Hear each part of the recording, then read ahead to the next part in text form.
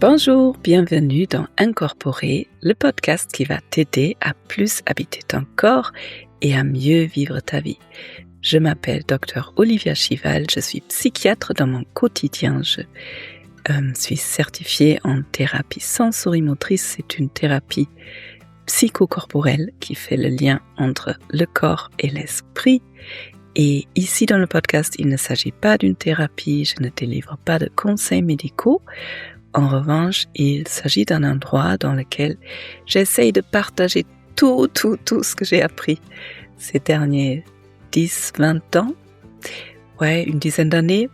Et j'aime bien partager aussi mes propres expériences, mes propres prises de conscience, les choses qui m'ont aidé personnellement, particulièrement. Et je fais ça dans le but que ça te touche, que tu te reconnaisses dans ce que moi je vis et que ça puisse t'aider comme ça m'a aidé, parce que moi je peux vraiment dire que je ne suis plus du tout la même personne qu'il y a 10-15 ans. Même je ne suis plus la même personne par rapport à il y a 2-3 ans, parce que je continue à évoluer comme toi aussi, j'espère, mais moi je mets en place vraiment tout ce que je peux pour grandir et pour guérir des vieilles blessures. Et cet endroit, il est là pour ça. Donc tu trouves ici des interviews avec des experts dans le domaine et de la théorie. Il y a plein d'expériences. J'adore les expériences parce que c'est à partir de l'expérience qu'on crée des nouvelles connexions neuronales dans le cerveau et qu'on peut vraiment commencer à changer. Voilà. Je t'invite à prendre une grande inspiration pour arriver toi dans ton corps pour le début de cet épisode et d'allonger l'expiration. Et peut-être encore 2-3 fois, inspiration dans le ventre. Et en expirant, tu peux même faire des sons. Tu peux expirer longtemps avec un soupir. Tu peux bâiller, t'étirer. Et laisser ton attention vraiment arriver dans tes sensations dans ton corps. Parce qu'aujourd'hui, ce que j'ai envie de te partager, et tu dois l'entendre, ma voix elle s'emballe un peu, j'ai envie de te partager une expérience personnelle en espérant partager des choses qui vont pouvoir t'aider à peut-être prendre des meilleures décisions. Alors, de quoi je vais parler ? Je vais parler de l'intuition. Et d'ailleurs, il y a un vieux épisode où j'ai distingué l'intuition de la peur. Je vais peut-être en parler un peu plus pendant l'épisode, mais tu trouveras l'épisode en dessous de cette vidéo. Et là, j'ai envie de te partager que moi, ça fait quelques années que je me rends vraiment compte, que je me rendais compte que c'était difficile pour moi de savoir ce que je veux, pas forcément dans tous les domaines, mais dans le domaine de me faire plaisir. Faire plaisir, c'est peut-être pas vrai non plus, mais genre dans les vacances, pour mon anniversaire. Et j'avais tendance à me plier à ce que Pierre souhaite, mon compagnon. Et là, je me suis offert l'anniversaire de mes rêves, qui était pile poil ce dont j'avais envie et besoin. Et j'ai senti l'appel cet hiver. J'avais pas d'idée pourquoi je me sentais appelée. Et là, en vivant ces 3 jours d'anniversaire, je savais que waouh, trop bien. Quand j'écoute mon intuition, eh bien, c'est toujours exactement ce qui vient au bon moment.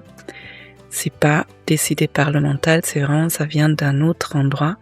Et c'est de ça que j'ai envie de parler aujourd'hui.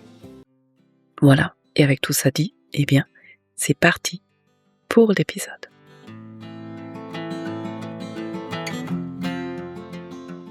Alors, du coup, ça va être un épisode un peu particulier, parce que ces derniers mois, j'avais tendance à vraiment bien préparer les épisodes pour amener aussi beaucoup de théorie, je pense. Et là, j'ai envie de juste partager. Et j'ai envie de commencer par mon anniversaire. Donc c'était mon anniversaire le 14 juin. Et Ouais, ces dernières années, pourtant, j'ai pris des grandes décisions. Si tu me suis, tu sais, j'ai aménagé à la montagne. C'était un vrai choix il y a 1 an et demi, bientôt. Non, non, ça fait 1 an et demi, à peu près pile poil. Et je sais que c'était la bonne décision, je le sens au quotidien. Et pourtant, mon anniversaire, par exemple, ou des vacances. Je vais commencer par des vacances. Depuis que je suis avec Pierre, j'ai l'impression de ne plus savoir ce que je veux pour des vacances. Parce qu'on n'a pas forcément la même conception des choses. Lui, comme il est guide, il faut grimper, faire du vélo, marcher. Et si possible, vite, avec un but, pendant longtemps. Et, et moi, j'aime bien. Mais bon, le voyage qu'on a fait en vélo dans le sud de l'Angleterre, à un moment donné, je me retrouvais en pleurs le matin devant le miroir, j'en pouvais plus, j'étais épuisée et j'ai fait grève. Bon, au final, j'ai toujours des bons souvenirs, mais tout ça pour dire que c'est compliqué pour moi depuis quelques années de dire: «Moi, j'ai envie de ça». C'est comme si j'ai tellement une façon de me suradapter à l'autre que quand j'ai dit, par exemple: «J'ai envie de partir au Japon», une grande envie depuis des années, j'y suis plus retournée depuis trop longtemps. Eh bien, quand je lui dis: «Je veux partir au Japon», il y a tout de suite quelque chose qui vient: «Oui, mais s'il est pas content, parce que lui, c'est pas son rêve, s'il va faire la gueule toute la journée, puis il faut que ça lui plaise» et du coup, au fur et à mesure, hop, je ne sais plus du tout ce que je veux. OK, peut-être au Japon, mais pourquoi faire? En fait, je perds la connexion à moi-même parce que je prends trop soin de l'autre. Peut-être ça te parle. Pour mon anniversaire, c'est un peu la même chose. C'est moins par rapport à Pierre, c'est plus par rapport à moi. Je sais que mon anniversaire, c'est un jour ultra important pour moi. C'est ma journée. Ça fait des années que j'ai arrêté de travailler le jour de mon anniversaire. Il y a longtemps, je me rappelle, je crois peut-être pour mes 18 ans, j'ai passé la journée à organiser la grosse fête. J'avais l'habitude de faire des fêtes avec au moins 50-60 personnes tous les ans. Pas forcément que pour mon anniv, ça pouvait être une crémaillère ou un départ d'un appart. Mais en fait, j'ai passé ma journée à organiser, à faire les courses, à faire la cuisine, à nettoyer, à préparer et je me suis dit: «Plus jamais ça». Et donc, ça fait quelques années que j'organise plus de fêtes, du coup, pour mon anniversaire, pour en profiter. Et j'ai passé des anniversaires chouettes dans les Calanques, à Marseille. L'année dernière, il y a des amis qui me sont chers, qui sont venus, on a randonné dans la montagne et il y avait toujours bon, le soir, il faut quand même préparer à manger. Puis j'ai un caractère un peu perfectionniste, donc il faut y avoir beaucoup, il faut qu'il y a beaucoup de choses vraiment bonnes à manger, sinon je suis pas dans le manque. Bref, du coup, je te parle beaucoup de moi et pas trop du sujet. Je vais revenir au sujet. Cette année, cet hiver, j'ai vu un ami qui m'est cher à la Grave un soir d'une pleine lune. Je me rappelle parce que c'était une soirée hyper intense. C'est un ami qui vit aux États-Unis, qui vient régulièrement à la Grave faire du ski pendant longtemps et malgré ça, on a du mal à se voir. Ça doit faire 10 ans que je le connais, mais on fait que se croiser et cet hiver, on a réussi à avoir une soirée tous les 2 au resto et c'était le soir de la pleine lune. Je sais pas pourquoi, je m'intéresse un peu à l'astrologie là ces derniers temps, les derniers mois et j'ai vécu cette soirée, c'était d'une douceur, d'une connexion, c'était beau. On a passé un bon moment ensemble et il me parle d'un hébergement dont d'autres amis lui ont parlé, où il est allé il y a quelques années en Italie. Il en a parlé avec tellement de joie et de douceur enfin, je sentais que vraiment cet endroit, ça l'a touché et j'ai senti immédiatement, c'est là où je veux être pour mon anniversaire. Alors, aucune idée pourquoi, parce que bon, comme je t'ai dit jusqu'à présent, quand je vais quelque part, c'est pour un but. Je vais randonner, je vais faire du vélo. Même avant-Pierre, c'était pour voir des amis, pour découvrir un pays qui m'intéresse, genre l'Inde ou le Brésil, pour faire la capoeira à l'époque. Mais là, c'est juste Rich qui me parle de cet endroit. Ça a touché mon cœur et je me sentais appelée, mais comme s'il y a quelque chose qui tirait sur mon cœur et je crois, j'ai mis, je sais pas, une semaine quand même pour dormir un peu dessus et j'ai réservé 4 nuits en plus. 4 nuits, c'est pas juste pour mon anniv, une journée, c'était non, il me fallait 3 jours avec mon chéri à cet endroit. J'ai réservé, OK. J'en ai parlé à Pierre d'ailleurs qui m'a dit: «Ah non, juin, j'aurais préféré aller à la mer». Donc mon réflexe de dire: «OK, ben je réfléchis» et j'ai réfléchi 24 heures, mais j'ai vraiment senti en juin à la mer, oui et non en fait. Moi, c'est cet endroit qui m'a appelée. Donc j'ai fait la réservation et en plus Pierre après, genre début juin, il me dit: 3 journées entières? Mais qu'est-ce qu'on va faire? Et moi je lui dis: «Mais j'en sais rien.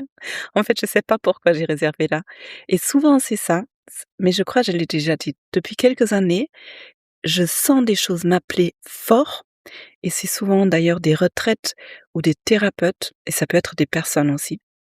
Je sens un appel, disons pour les voyages hypnotiques avec l'Arche par exemple. Je sens ça m'appelle, je m'inscris. 6 mois avant, 9 mois avant.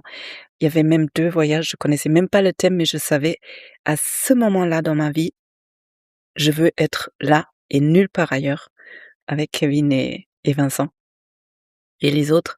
Je me suis inscrite et j'oublie le truc et après, quelques mois après, je me dis je regarde l'agenda: «Ah, il y a ce voyage hypnotique qui est là» et puis celui en Grèce en plus. J'ai j'ai connu le thème après, je me suis: «Ouh là, la philosophie, ça m'intéresse pas du tout» et c'est souvent une fois j'ai pris la décision, après, ça m'amuse du coup, j'espère que tu comprends ce que je dis parce que je suis pas très posée. Parce que je m'amuse de moi-même en fait. Il y a pendant des mois, j'ai vraiment l'impression ce voyage, il viendra comme un cheveu sur la soupe et je me rappelle des voyages hypnotiques notamment où j'arrive en Grèce par exemple, je suis dans le taxi avec les autres et je me dis: «Qu'est-ce que je fous là?» J'ai pas du tout envie d'être là. Parce que je l'ai décidé il y a longtemps en amont et Joe Dispenza, ça m'a fait pareil. J'ai réservé 6 mois en avance. J'étais dans le train, je me suis dit: «Mais pourquoi je fais ça, quoi?» J'ai pas du tout envie. Je sais pas si c'est une résistance à la présence comme Anne et Jean-François disent souvent. Anne et Jean-François du slow sex de Diana Richardson dont j'ai déjà parlé, qui sont venus au podcast. Bref, je sais pas si c'est une résistance à la présence, mais je pense vraiment, je sens un appel à un moment donné, je boucle le truc, après j'oublie et je sais plus pourquoi. Et l'Italie, ça m'a fait pareil, mais c'est dans le Piémont, au milieu des vignes. Je bois pratiquement pas d'alcool. Les vignes, ça m'intéresse pas, on peut rien y faire. Bref. Et puis, je suis arrivée là-bas et je savais, waouh, c'est exactement ce dont j'ai besoin maintenant, à ce moment-là. Et les 3 jours, c'était exactement ce qui était nécessaire. Parce que 2 jours, ça aurait été pas assez. Je pense 4 jours, ça aurait commencé à faire beaucoup. Donc, pour te donner un peu le contexte, pareil, j'en ai parlé dans le podcast. Souvent, je parle de quelque chose qui est présent pour moi. On fait pas ce podcast pour rien non plus. Ça m'aide personnellement, ce que je partage. Donc j'ai passé des mois là à être activée, angoissée, avec un système nerveux au plafond par rapport à des vieux thèmes qui remontent à la surface. Et cet endroit-là, bon, Rich m'en avait parlé, mais j'ai oublié la moitié. En fait, c'est une vieille maison qui a été retapée par par deux hommes, 2 frères. C'était la maison de leur grand-père. C'est dans les vignes, c'est hyper calme, c'est tranquille. Il y a pas mal de chambres, je sais pas, peut-être une dizaine, mais c'est quand même super calme, les gens sont hyper accueillants. Il y a du jardin, c'est vert. Il y a ça, j'avais complètement ignoré, une piscine, hem, au soleil. Moi, j'adore nager et l'eau, ça m'aide vraiment à nettoyer les choses. Donc tous les jours, j'ai fait mes 30-45 minutes vraiment à me nager en transe. Elle faisait, je sais pas, 15 mètres, donc on pouvait vraiment faire des lignes avec, tu sais, ces reflets de l'eau, le soleil qui fait des reflets de l'eau sur le sol et quand on fait des lignes comme ça met en transe. Non mais le bonheur, ça d'ailleurs j'ai adoré à chaque voyage hypnotique de faire 1 heure de transe dans l'eau pour moi-même. Il y avait un spa. Moi qui ai grandi en Allemagne, le bon sauna qui me manque vachement en France, ça, c'est mon kiff ultime. J'adore ça et j'utilise le sauna aussi pour expulser des choses dont j'ai plus besoin avec la chaleur. Je me mets souvent en méditation et je transpire tout ce dont j'ai pas besoin et en revanche, j'ai besoin des endroits qui sont beaux. J'ai besoin d'un sauna qui chauffe, pas les trucs à 40 degrés là, ça sert à rien. J'ai besoin d'eau froide après. J'ai besoin d'un espace qui est beau et qui est calme pour me poser derrière et là, il y avait un sauna, un hammam, un jacuzzi, un espace magnifique, petit mais magnifique. Il y avait personne. Déjà, je crois qu'il était juste pour 4 personnes max, mais il faisait 30 degrés dehors. Je pense, tout le monde s'est dit: «Mais il s'en fout d'aller au sauna» et nous, on s'est fait 2 heures avec Pierre. Le rêve à expulser, à accueillir de la douceur, de la chaleur, à se faire flotter dans le jacuzzi qui était assez grand pour qu'une personne puisse flotter. Si tu connais pas ça, se faire flotter dans l'eau, même dans une piscine, tu te mets sur le dos et ta partenaire tient ton corps légèrement par en dessous du corps, par en dessous du dos, peut-être des cuisses, des fesses et un peu en haut du dos. Juste à faire attention qu'il n'y a pas d'eau qui rentre dans le nez et tu prends le temps, tu fais flotter et le mouvement de l'eau sur la peau, ça détend et ça relâche, mais vraiment profondément. Si tu fais ça 10, 15, 20 minutes avec l'intention de relâcher, relâcher, relâcher, on, on touche d'autres espaces. Et là, sur le coup, je pense à Nathalie qui est venue en interview, qui fait du Janzou. Si jamais elle fait ça, encore mieux, va la voir. Bref, je reviens à mon thème. Je me perds aujourd'hui. Donc, la piscine, le sauna, on avait une chambre en mezzanine, le rêve. Donc, en fait, on a passé 3 jours juste à se reconnecter, à méditer, à faire des petits déj éternels dans le jardin et puis à parler, à laisser monter. Parce qu'en fait, c'est ça, j'en ai parlé beaucoup. C'est quand on fait de l'espace, quand on apaise le système nerveux, il y a des thèmes qui peuvent remonter. Et du coup, il y a des thèmes par rapport à notre couple, par rapport à chacun de nous qu'on a pu se partager. On a passé des moments à pleurer, à rire, à se faire des grands massages. Puis on a fait des séances de sport, même à 30 degrés, je suis allée courir. Et le soir, des beaux restos tranquilles, tous les deux, dans un cadre splendide. Et, et quand j'étais là-bas, je me suis dit: «Waouh, merci Olivia, merci» et quand je dis ça, j'ai des frissons. Merci d'écouter ton intuition. Parce que ma tête, elle a dit: «Pourquoi le Piémont? Pourquoi aller jusqu'en Italie? Pourquoi ceci? Pourquoi cela? On peut rien y faire, blablabla». Mais cet appel, il est toujours juste. Et vu ce que j'ai traversé ces derniers mois, le jour de mon anniversaire, en plus c'était autour de la nouvelle lune, j'ai pris ça pour nettoyer. En plus, en arrivant, j'ai fait une séance avec ma thérapeute vendredi soir, c'était, et ça s'est transformé en constellation familiale avec du transgénérationnel à mort. J'étais pas préparée à ça, mais où j'ai beaucoup pu redonner de mes angoisses à mes ancêtres et en même temps accueillir leur force. Et le lendemain, j'en ai reparlé, j'ai pleuré, pleuré, pleuré. Donc c'était week-end nettoyage sur tous les plans et puis accueillir la douceur, le lien avec Pierre, le lien avec moi-même, le lien avec la nature, le lien avec l'eau, le bonheur. Le bonheur pour le début de mes 48 ans. Et voilà, c'est ça que je voulais partager. Et puis, peut-être, j'espère qu'il y a des choses qui te parlent et ensuite je me suis posé la question: «Comment ça se fait que j'arrive à écouter mon intuition autant maintenant?» Parce que je le sens dans des petites choses comme dans des grandes choses. Je sens un appel, ça appelle dans mon cœur et je m'autorise de plus en plus à le suivre et à chaque fois je le suis, je me rends compte: «Ah merci, c'était vraiment ça». Donc et du coup j'ai envie de partager ça un peu parce que peut-être tu es quelqu'un qui écoute déjà beaucoup son intuition, mais peut-être il te manque quelques clés et peut-être je peux t'en donner un ou deux. Donc faire des expériences. Donc à chaque fois que tu suis ton intuition et que le résultat c'est vraiment nourrissant, à chaque fois que tu sens ce hell yes ou fuck yes, oh, oui, je le sens vraiment à 100%. Et que le résultat, quand tu suis l'intuition, le résultat il est bon et tu sens que waouh, merci à moi-même d'avoir écouté cette intuition parce que je sens, c'était ça dont j'avais besoin. Et bien à chaque fois que tu fais ça, ça crée des nouvelles connexions neuronales dans ton cerveau et ça renforce ta capacité à écouter ton intuition et à t'autoriser à dire oui à ça. C'est toujours pareil.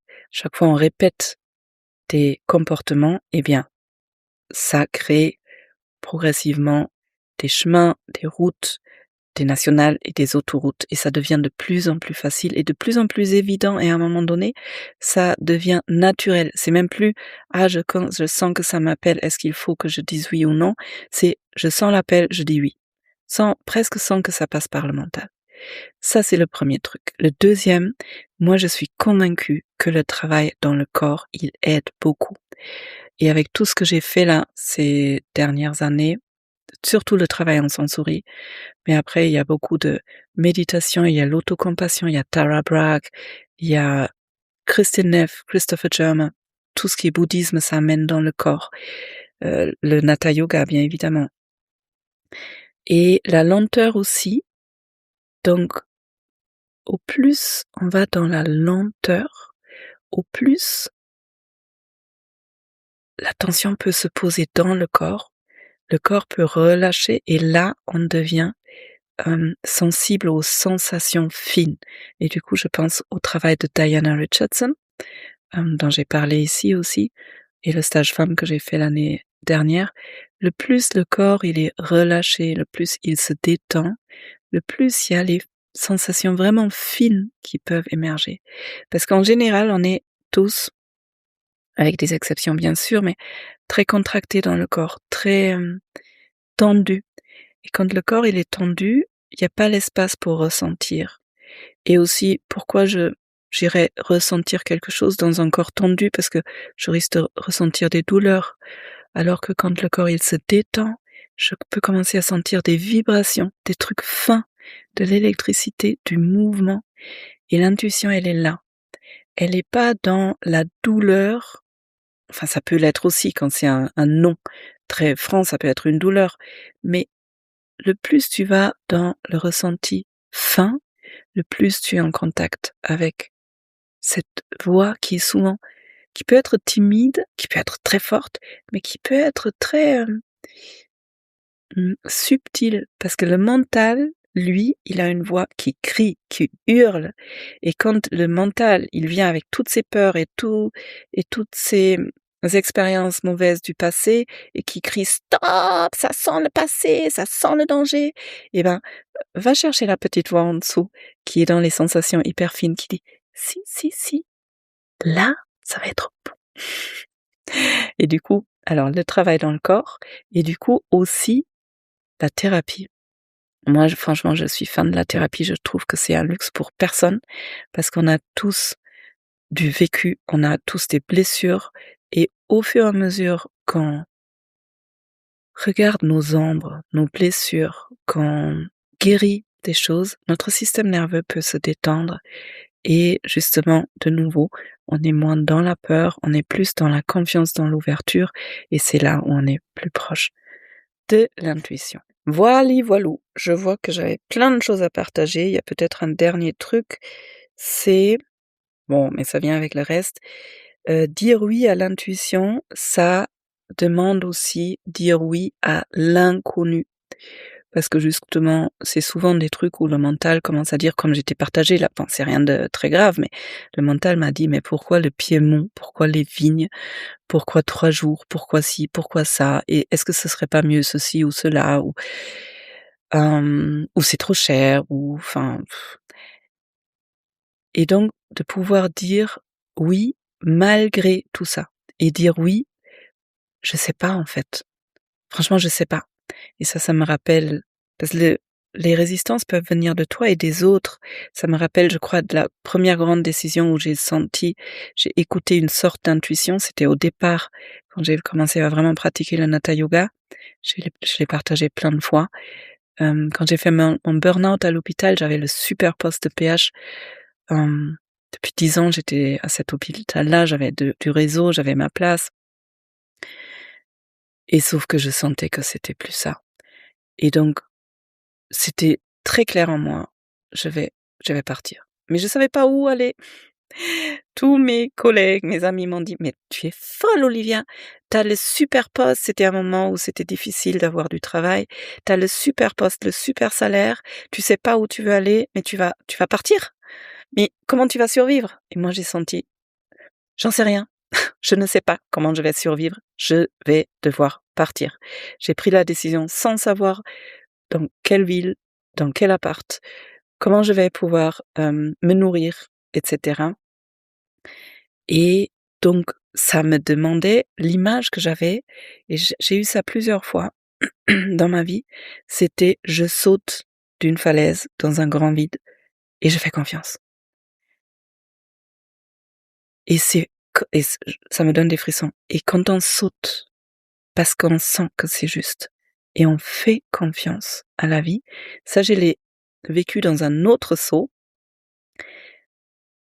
et j'ai fait une méditation de cette falaise-là, j'ai sauté dans le vide et d'un coup, il y avait des, comment ça s'appelle? Des paillettes, pardon, des paillettes qui sont apparues dans le vide dans lequel j'ai senti et j'ai commencé à flotter et puis il y avait des nuages et à un moment donné, j'ai volé. C'était dingue mais ça, c'était une autre décision où j'avais très peur, en fait et j'ai pris cette décision de sauter, de me jeter dedans, complètement, de faire confiance et c'était une des plus belles décisions de ma vie. Bref, voilà, je vais m'arrêter là. Ça fait un long épisode, j'espère que tu as pu prendre des choses pour toi. Et je te souhaite de te rapprocher de ton intuition, d'écouter le vrai oui. Oui, oui, oui à l'intérieur et de dire oui à la vie, de faire confiance et de t'autoriser la joie et de l'amour.